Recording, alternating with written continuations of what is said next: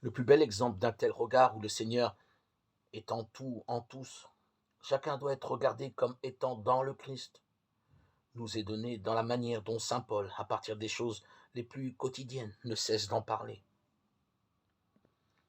Il faudrait lire toutes les épîtres, mais souvenons-nous par exemple du chapitre 16 de l'épître aux Romains. À première vue, c'est une liste de souvenirs, aux amis et de salutations. Paul cite toute une série de noms, mais en disant chaque fois qu'il faudra les saluer dans le Christ.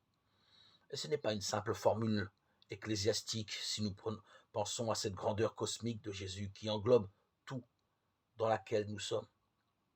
Saluez Prisca et Aquilas, mes compagnons de labeur dans le Christ Jésus, Andronicus et Junie, apôtres marquants qui m'ont précédé dans le Christ, Ampliatus qui m'est cher dans le Seigneur, saluez Urbain, notre coopérateur dans le Christ, Appel qui a fait ses preuves a été éprouvé dans le Christ. Saluez les membres de la maison de Narcisse dans le Seigneur. Saluez Tryphène et Tryphose qui se fatiguent dans le Seigneur. Saluez ma chère Persis qui s'est beaucoup fatiguée dans le Seigneur. Et Rufus s'est élu dans le Seigneur. Tout cela, c'est la vie quotidienne des premières communautés chrétiennes, mais justement, communauté parce que tous, un, dans le Christ. Il faut à notre tour que nous ayons ce regard.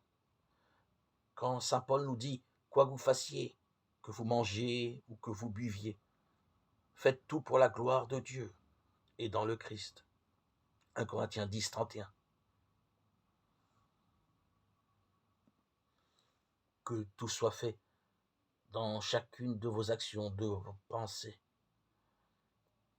en Christ et pour Christ, tous pour la même et unique raison.